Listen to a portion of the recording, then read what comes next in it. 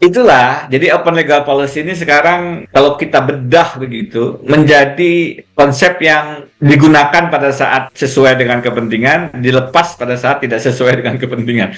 Karena saya sendiri tetap berpandangan harusnya terkait dengan umur itu open legal policy. Jadi permohonan ini wajarnya ditolak seluruhnya. Ditolak seluruhnya dalam artian ya walaupun legal standing-nya barangkali ada bisa diterima tetapi tidak punya dasar hukum untuk dikabulkan. Jadi kalau sampai MK mengabulkan lagi dan menerabas prinsip open legal policy, menurut saya itu menguatkan ada agenda-agenda politik Pilpres 2024 misalnya salah satunya untuk membuka pintu bagi anak Pak Jokowi maju dalam Pilpres.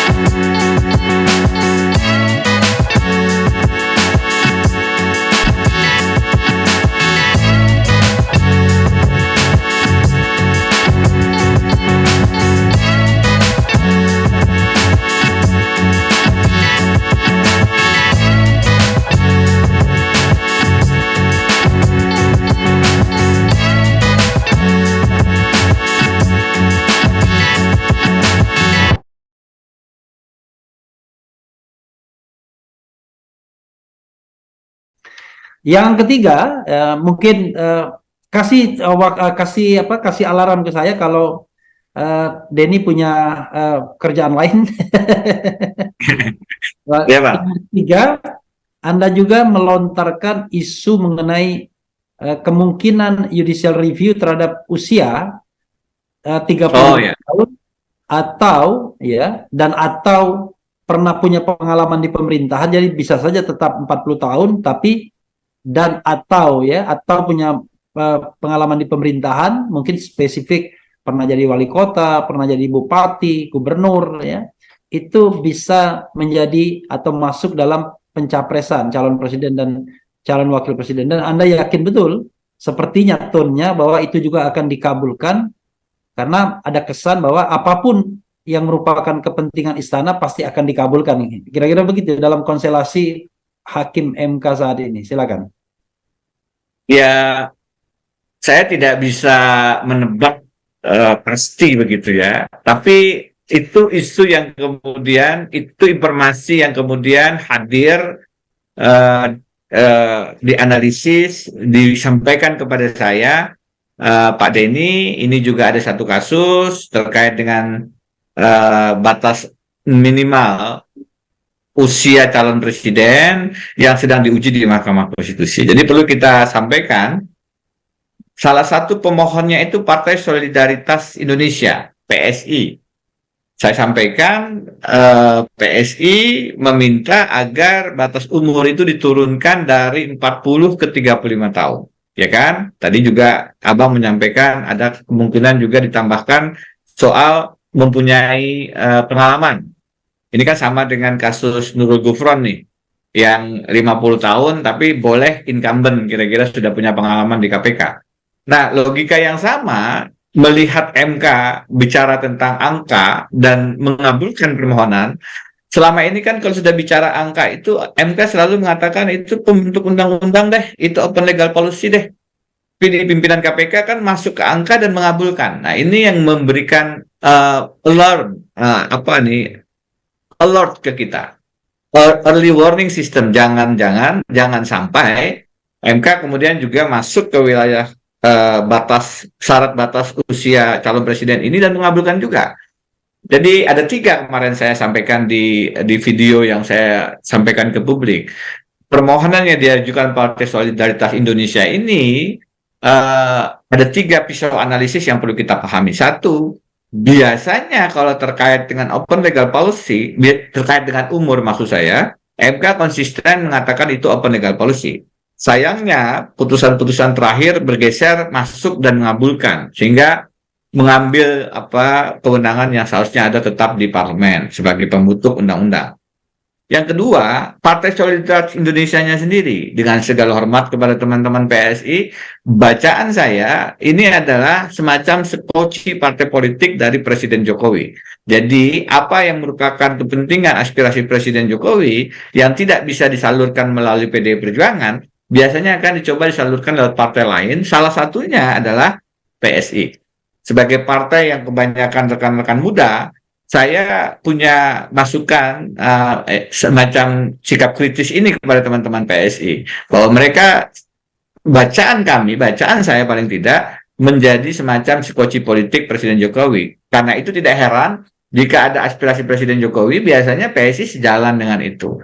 Apakah calon presiden, apakah calon gubernur, apakah anti calon presiden Anies Baswedan, itu biasanya kemudian PSI satu dan sebangun dengan kepentingan dan suara Presiden Jokowi. Yang ketiga, bukan hanya saya, tetapi juga banyak pengamat dan analis yang lain mengatakan ini adalah salah satu skenario yang coba dibuka opsinya, dibuka pintunya, karena kemudian akan memberi ruang kepada Gibran Rakabumi, wali kota Solo, putra tertua Presiden Jokowi, untuk masuk dalam kontestasi pemilihan presiden. Apakah betul demikian?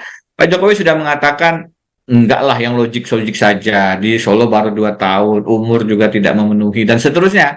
Tapi kan kalau ini kemudian dikabulkan oleh MK, secara konstitusional sah Gibran bisa menjadi kontestan pasangan calon presiden di 2024. Dan kalau kita lihat kunjungan-kunjungan para tokoh politik, pertemuan-pertemuan para bakal calon presiden dengan Gibran, tentu saja tafsirnya salah satunya adalah ya ini salah satu tokoh yang perlu diperhitungkan, dan bahwasanya kemudian timbul interpretasi putusan MK bisa dijadikan pintu masuk bagi majunya Gibran di Pilpres 2024. Menurut saya itu sah, dan karenanya perlu kita kawal, karena saya sendiri tetap berpandangan harusnya terkait dengan umur itu open legal policy. Jadi permohonan ini wajarnya ditolak seluruhnya.